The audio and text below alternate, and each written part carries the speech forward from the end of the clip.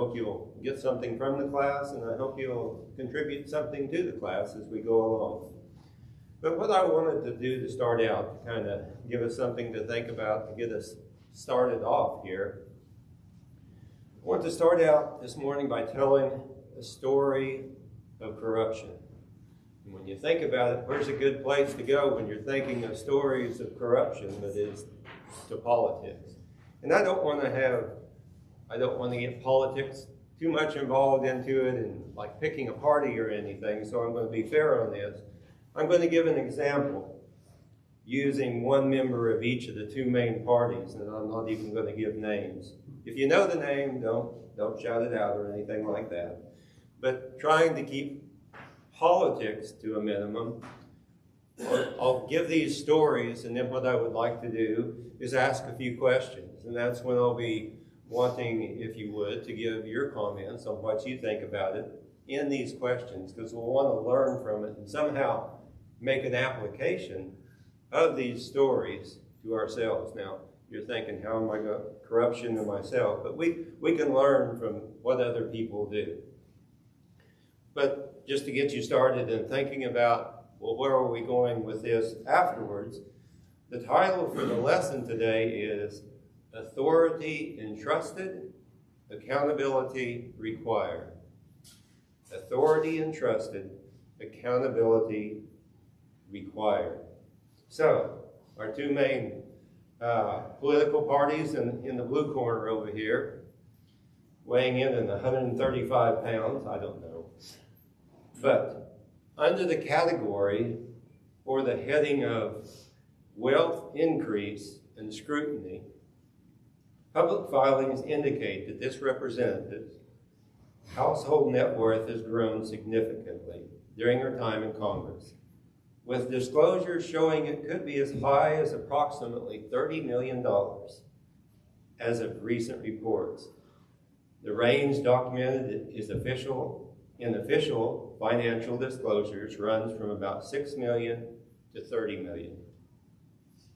A dramatic rise since she first took office in 2019. The spike in reported assets has drawn political and media scrutiny, including a recent House Republicans' investigation into her finances and how such wealth accumulated, focusing on her husband's business interests and the valuation increases. So you always have to have a disclaimer, just like on the news they say the alleged murderer, even though they might have a video of it these days. But the disclaimer is, much of this increase is attributed in public reports to private business interests. Now you can believe the explanation if you want to or not. A winery and a venture capital firm tied to her spouse, rather than clearly documented stock trading by her directly. There's no verified evidence that stock trades using insider legislative knowledge directly produce these gains, but the magnitude of wealth accumulation while serving from roughly six figures to multi-million-dollar net worth has raised questions about potential conflicts of advantage tied to her political profile. The estimated financial benefit, approximate net worth increase of $6 to $30 million since entering Congress based on recent disclosures and reportings. So now, to the other side, in the red corner, weighing in at 175 pounds, or 200 probably, since this one is a male, high volume trading while in office. That's the heading that this comes under. This representative, despite campaigning on banning congressional stock trading, has been reported as one of the most active stock traders in the House, with hundreds of trades in his first year alone. By mid-2025, his trades reportedly totaled around $7.24 million in volume across dozens of different securities. A Business Insider analysis also noted he executed more than 530 securities trades since taking office, with at least 166,000 of them after publicly pledging to move assets into a blind trust that was pending approval. Controversy around the timing and policymaking. Media reports highlighted that this representative sold certain health sector stocks just days before voting on major Medicaid funding legislation, raising ethical questions about how knowledge of policy position might align with trading decisions, even though he asserts that these trades were made by advisors, not by him directly. There's no publicly confirmed calculation of net profits, but the volume of trades in the millions of dollars worth of stock transactions, combined with timing around legislative action, has drawn scrutiny, as well we see it should. The estimated financial benefit, roughly $7 million in total trade volume, disclosed in his first year with unclear net profit but significant turnover, indicative of potential monetary benefit from active trading while in office. And of course, we have a disclaimer on this one also, actually two. The first one, congressional stock trading itself is legal under current law. It's called the Stock Act, so long as insider non-public information isn't used to profit. Enforcement of that standard in practice is limited, and much of the scrutiny comes from ethical or conflict of interest concerns rather than proven illegal insider trading. Number two, estimates above are based on financial disclosures and public reporting and do not imply proven illegal behavior. They reflect public debate on whether the scale and timing of financial activity by lawmakers presents a potential conflict of interest. So in our questions, and I hope to tie this into the lesson, so be thinking about, well, where could we be going after this? And I'll ask the question. But when we think about these stories and the possible things that go on in government, the immoral, the wrong things, if not flat out illegal things that go on, well, these two stories, what's the harm? What does it really hurt, or who does it really hurt when these things happen? When these people use the knowledge that they have to buy stock, or they know beforehand something that's going down. If you knew that the government was going to buy so many new jets and they were going to buy them from Boeing, and so you decided to invest your money in Boeing, who gets hurt when things like that happen? If you know beforehand, if you're a congressperson. Taxpayers. Who? The taxpayers. The taxpayers? Okay. The taxpayers get hurt? I thought it was a pretty interesting question in general, and it's kind of hard to determine. That's certainly true. So this was another answer I found. Insider trading primarily hurts uninformed public investors, and that's true, who trade against insiders with secret knowledge, leading to unfair losses. So certainly if you're competing with somebody like that, you're going to lose more often than they do because they're working on inside information, while also damaging overall market integrity. If you know that's going on all the time, you're just going to probably stay away from it. Overall trust and liquidity, ultimately hurting the economy and potentially even insiders' own company through investigations and reduced investment.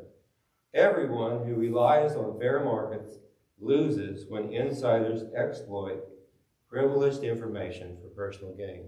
So the taxpayers in this situation, everybody in the long run loses some from it.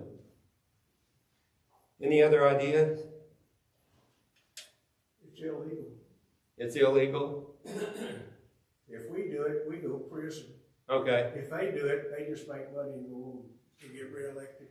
And that would be a different discussion about how fair the enforcement is. It said that those things are rarely enforced. I guess it's because they would have to prove that they had and that they did that. And they'd be working against their own people. But here's the question. Can someone be financially successful or clever, we'll put that in parentheses, while still acting unethically? Let's look at it both ways. Can you be clever and financially successful and be working ethically at the same time? And how does this apply to modern public figures? Or does it have to be unethical? How about it? I think we could say that there could be instances where that person just knows what they're doing in finance, and they can be ethical about it, and they can actually make money. It's when all the questionable stuff happens and they make lots of money, and there are questionable things happening. So I think it's possible both ways. So that comes under the category of shrewdness versus moral integrity. And I want us to take a look in a little while about that word shrewd. So be thinking about it, and we'll talk about it here in a second. How might the temporary nature of political office influence the behavior of those who hold it? And that applies to some people today in politics, and some it doesn't, because some of those people have been there forever. So the temporary nature part of that doesn't apply to them, although I think I remember not too long ago, there was somebody that got in Congress and they didn't even make it through their first term. So I guess the question is, if you were in Congress and you only knew you had a certain amount of time, we could apply it, make another kind of a spiritual application to this. But does knowing power is temporary change how responsibility should be exercised? If you know you have a short time to serve in that office, well, there's two ways we can look at that. You could say, I'm only going to be, well, take a senator. I'm only going to be here for 6 years because I'm going to do what I can do, and I'm going to go home and get back to work. But I'm going to do, in that 6 years, all the good that I can do, and to pass all those things that I told these people that voted for me that I was going to try to get done. Well, that's one way of looking at it. What's the other way? Well, I came up here without any money and I'm broke, and I'm going to make as much money from this as I can. So, there could be two ways that people look at it due to the temporary nature of the office. And again, for some, it's not temporary.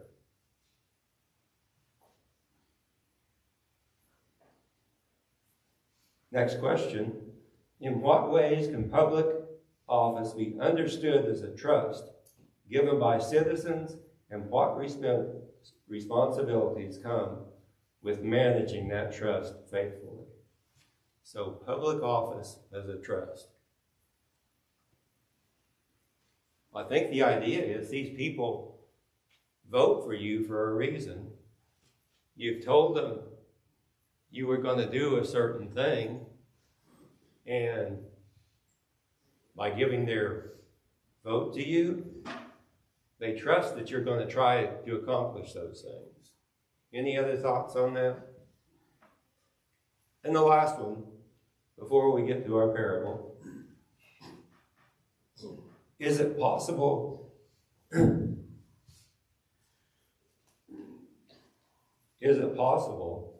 to serve both self and country, or the people in general, at the same time? And this will be tied in with something that Jesus says in the parable. And I know it's not a direct allegory or a direct, it doesn't directly come across the same, because it'll kind of have different answers. But is it possible to serve both self and country, the people that you serve, at the same time? And this would come under the category of divided loyalties. So, just like we looked at it in two different directions on that other question, I would say, yes, it is possible to serve the people and yourself. If you can put yourself with the people that you're serving, you have to be in the same manner and the same thoughts as them, you could do it. But if you're serving yourself, and yourself as a priority, then it's going to be hard to do both. You're going to do things that are best for you, but not for the people that you're supposed to be serving.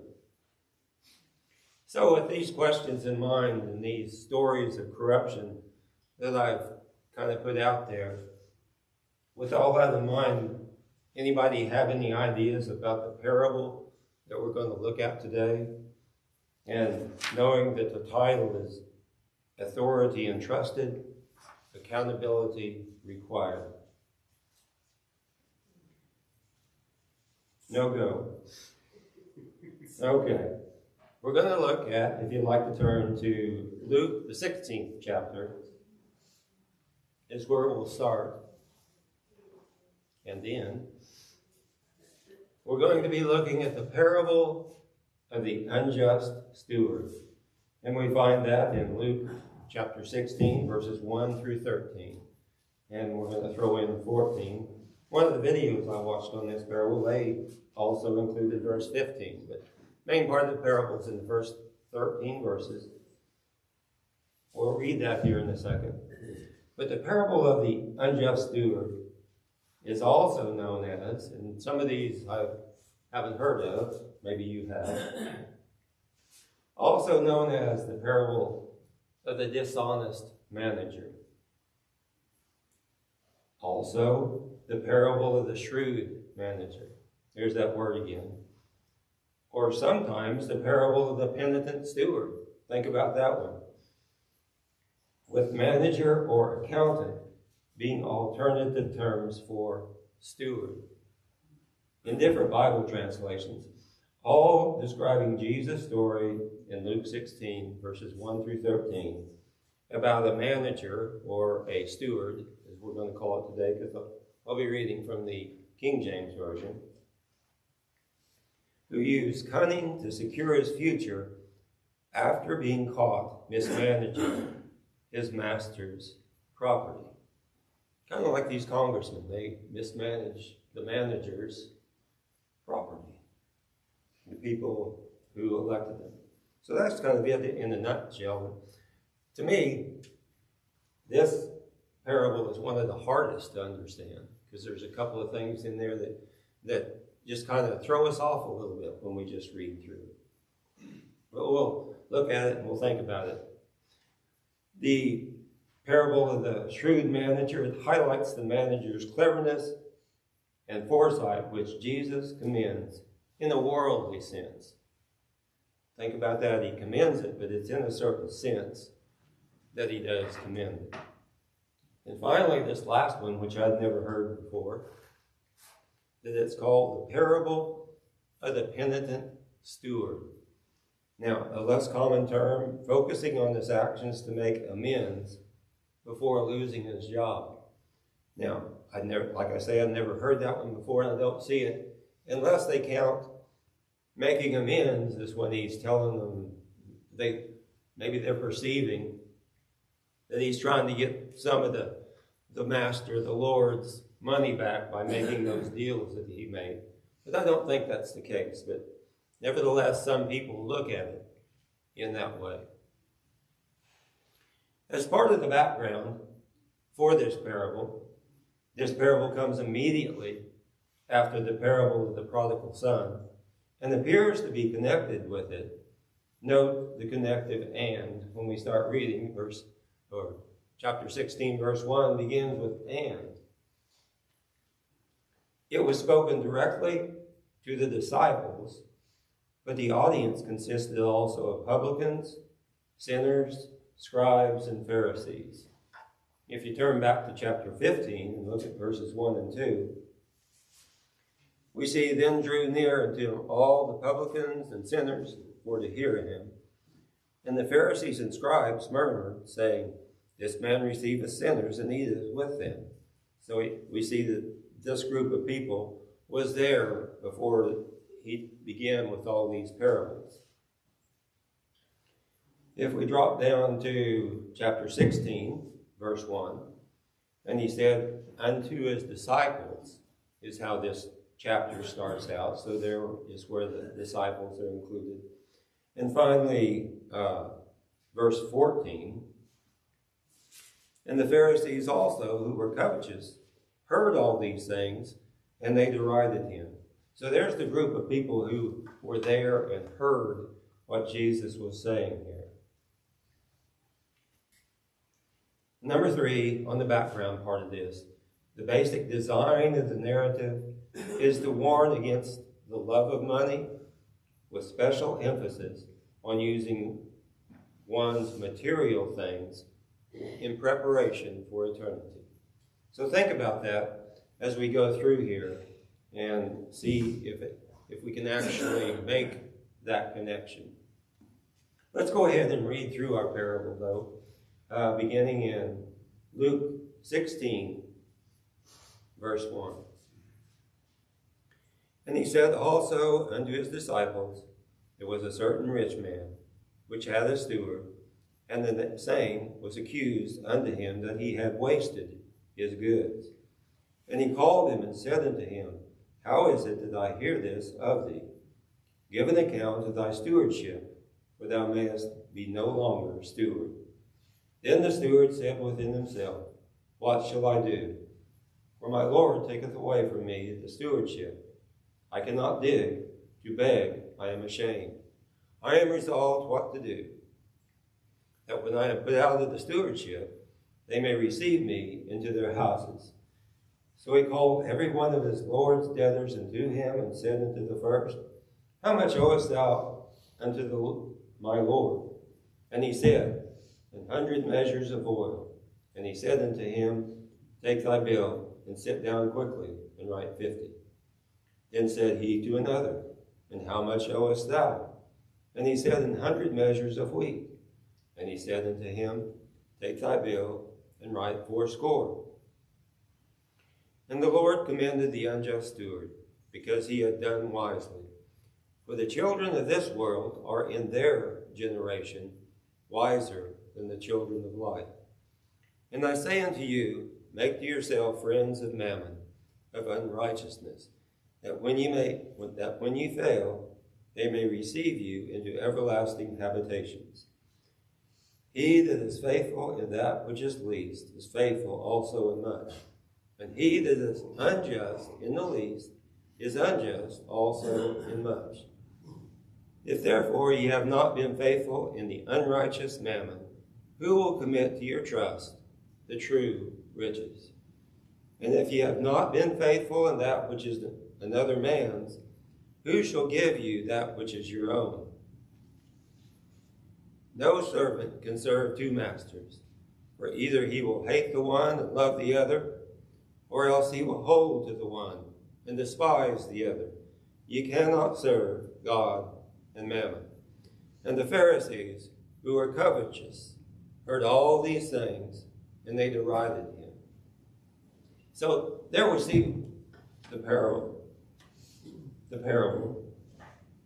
I kind of want us to start in the middle of it so that we can get that word covered I mentioned. Verse 8, it says, the Lord commended the unjust steward because he had done wisely. For the children of this world are in their generation wiser than the children of light.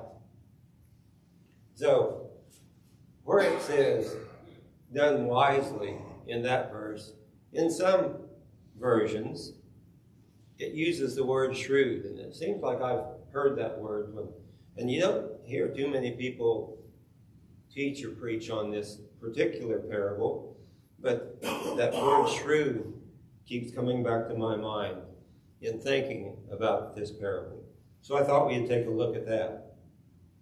If we look at the word shrewd, and this word is not found in the King James Version of the New Testament. Well, it's not found in the Old Testament either. But the thought is that done wisely. So it's not found in the parable of the unjust steward, where the master commends the steward for acting shrewdly. We can say done wisely is equivalent to this word shrewdly. In preparing for his dismissal, he found out he wasn't going to be around anymore in that particular job that he was doing. It highlights the contrast between worldly wisdom and spiritual insight. If a person was trying to be totally honest versus worldly wisdom, he might have attacked that problem in an entirely different way, from an entirely different direction. Would be my thought, at least. If you want to find that word shrewd, at least a couple of the versions that include that word, the NIV says, the master commended the dishonest manager because he has acted shrewdly. For the people of this world are more shrewd in dealing with their own kind than are the people of the light. So it actually used the word, or some derivation of the word, twice. This people of this world they're shrewder. I don't think that's proper English. But they're more shrewd. In this particular way, they're more shrewd. They're more cunning, as we'll look at the definition. Also, we find this word in the ESV. The master commended the dishonest manager because he had dealt shrewdly. And I don't know how that second sentence goes in the ESV. It might use the word again also. But the meaning of this word, the Greek word used is phronimos. Wayne's not here. We'll go with that. And it implies practical wisdom, clever resourcefulness, or being mentally sharp. If we looked at those, none of those are inherently or on their own bad, are they? I mean, can we be shrewd? Almost like when we say that person is shrewd, it kind of means something bad, but it doesn't appear just in the definition that it has that in it. But again, practical wisdom, clever resourcefulness, or being mentally sharp, rather than necessarily malicious cunning. That's another way to look at that. That might be what our steward in this parable, how he did it, because we see what he did. So we kind of covered verse 8. Let's get back to, or go back to verse 1. And we'll look at some questions. Why did the master call his steward before him? What was the reason? How did this parable start? Well, the answer is found in verse 1. There was a certain rich man which had a steward, and the same was accused unto him that he wasted his goods. So, I think some call this, he was being called on the carpet. He had to go to the boss's office and talk to him, get an update on how he was doing. And it wasn't very well. It says that he wasted his goods. If you remember in chapter 15, there was the story of the prodigal son. And I believe it's in verse 13, where it says, not many days after, the younger son gathered all together and took his journey into a far country, and there wasted his substance with riotous living. So we see in that parable, the son took his own goods once they were given to him by his father, and he wasted them. In this case, the steward is wasting his master or his lord's, his, as we would probably call it today, his employer's goods.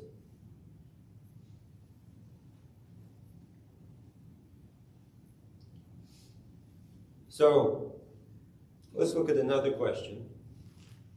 And we've kind of answered it by looking at some of the other versions, what they call this person. But what is the steward? And what was the steward's task or their job? And what authority did the steward have? What did they do? We don't use that word much today. I remember, and we'll look at it in one setting where they use that word, steward. He's caretaker. Caretaker, okay? Okay. Sometimes just totally in charge, aren't they? And it seems like of this particular operation, that was him. He was in charge. Everything was given to him, and he had charge over everything, it seems. But the steward in the original means one who distributes or dispenses affairs of a house. He is one who is a house manager or overseer of an estate. The steward kept the household stores under lock and seal, giving out what was required. He was usually given a signet ring from his master to show his authority. And he could execute bonds and notes in the name of his master by using the signet ring. When he put that signet ring on there, it meant something. But I was thinking about it. I've never been to I can't think of the name of it. What's the horse racing track up there in Remington Park? Okay. I have never been to any races there. But I've been to horse races only because back when I was going to school, it was a big deal. I grew up in a small town, and when they had the rodeo and the fair in town, they let out school. And we went to the rodeo and the fair. At the fair, they had Ferris wheels. That's Dylan's favorite thing, is Ferris wheels. But they would have the rodeo, and every once in a while they'd have a horse race. They didn't have betting there. It was just a county rodeo. But at these, and I don't know if they had a steward, but I think these bigger places do. And if you look at the job of a steward at these racetracks, the definition was kind of interesting because I think it ties in with what this steward does, only in a different job area. It says a steward is an official like a referee. He's responsible for ensuring fairness, integrity, and safety by enforcing rules, overseeing race conduct from an elevated stand, investigating infractions like interference or jockey misconduct, deciding on disqualifications and penalties, and managing the overall administration and welfare of the track and participants. So if we took those four words that it used in describing that person's job, his job description, so to speak, it says he was responsible, he was an overseer, it said he was an overseeing,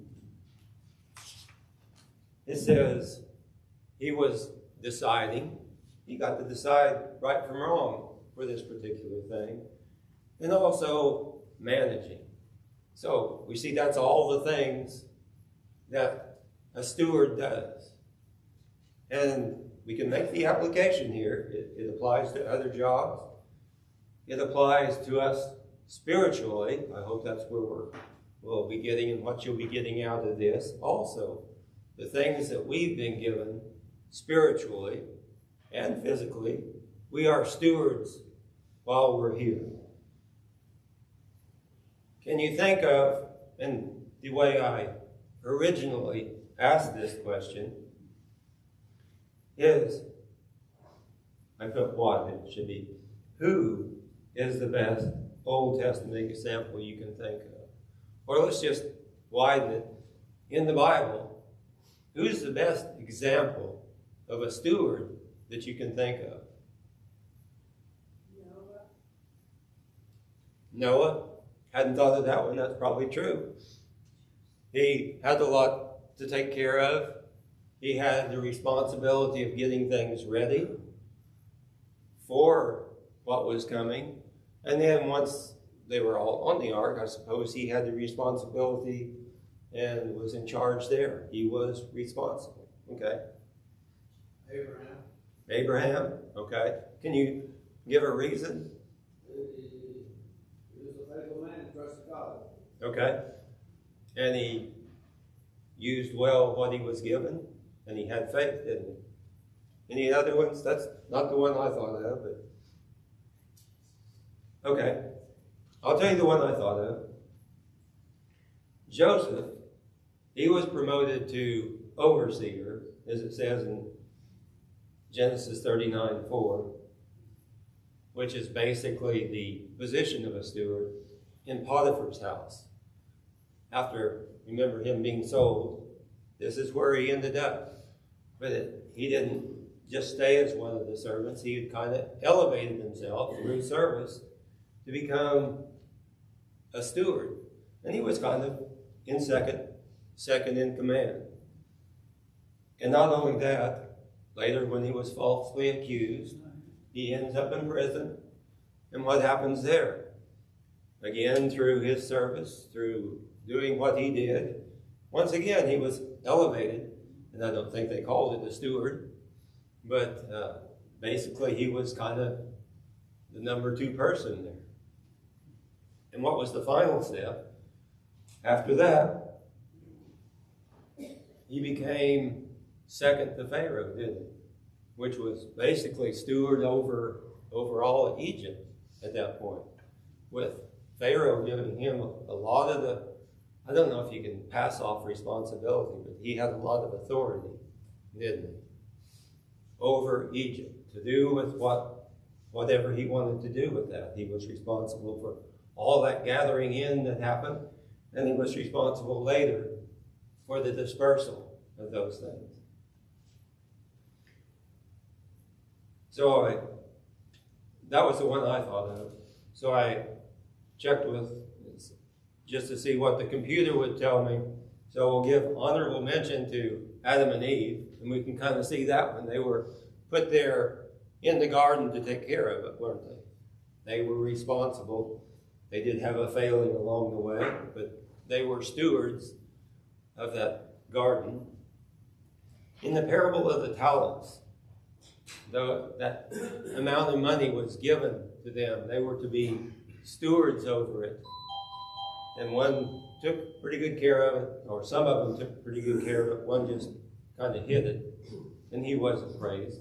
And then finally, the one they give is the Apostle Paul. So, we didn't get very far.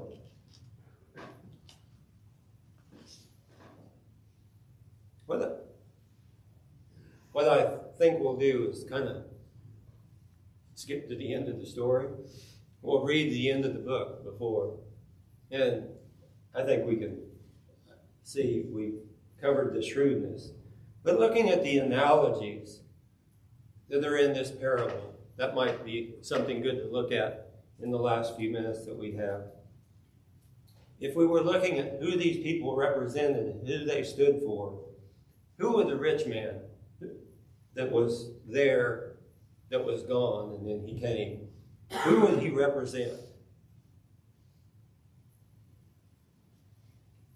The rich man that came and told him, "How is it I hear Here this would be give an account of the stewardship. Who do you think that is? Could it be it's the Heavenly Father? Who would the unrighteous steward be? Think in the context, and if you have any suggestions otherwise, just speak up. The unrighteous steward would be the scribes and Pharisees of the day. The accusation, who was making these accusations against this steward? That would be the protestations. If the steward was the unrighteous steward, or the scribes and Pharisees, the accusations would come from those who were prophets, and finally from Jesus himself, who came. The day of accounting was the first coming of Christ.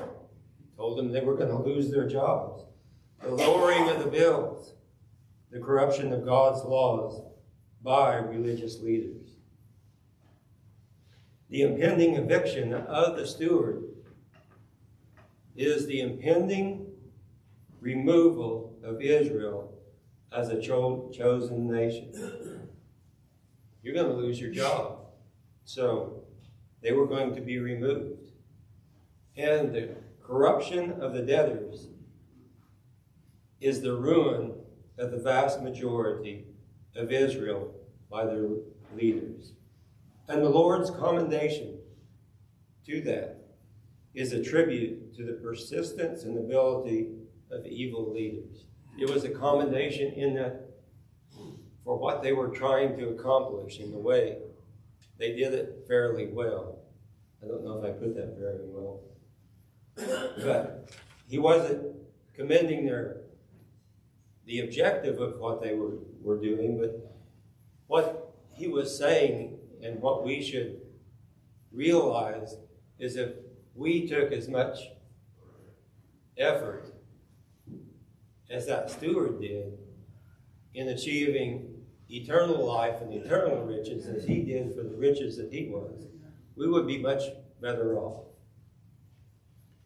So, real quickly, the lessons that we learned from this parable, and maybe if we,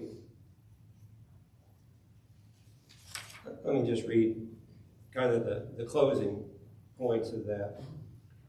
All in all, the steward's evil genius was so original, so daring, and so thoroughly crooked, yet serving his own personal ends, that the Lord in the parable, ignoring all loss to himself, commended the scoundrel.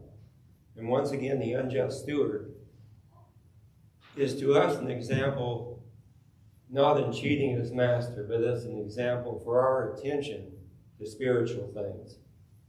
And in summary, Jesus uses the steward's worldly shrewdness in managing his own impending downfall as an example, urging believers to be wise and diligent in spiritual matters as worldly people are in material matters.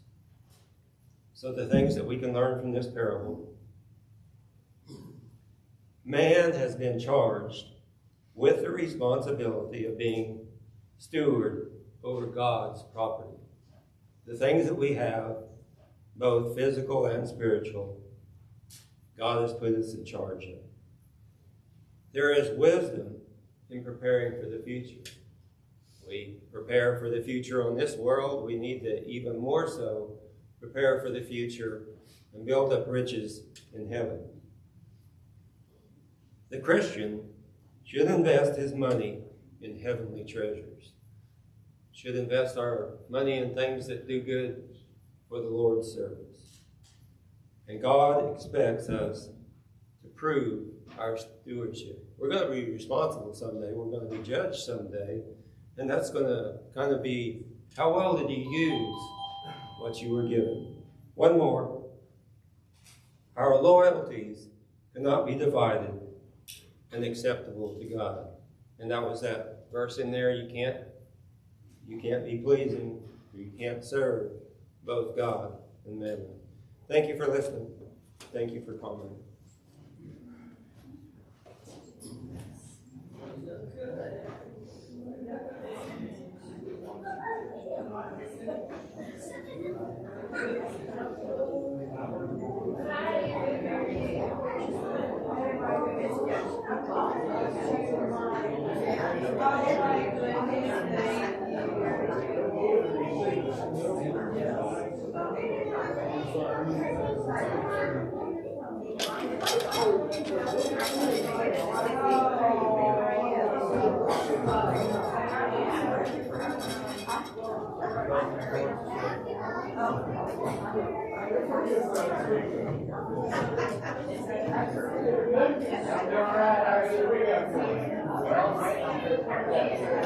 You ever talk about something like that with somebody just had a box on it?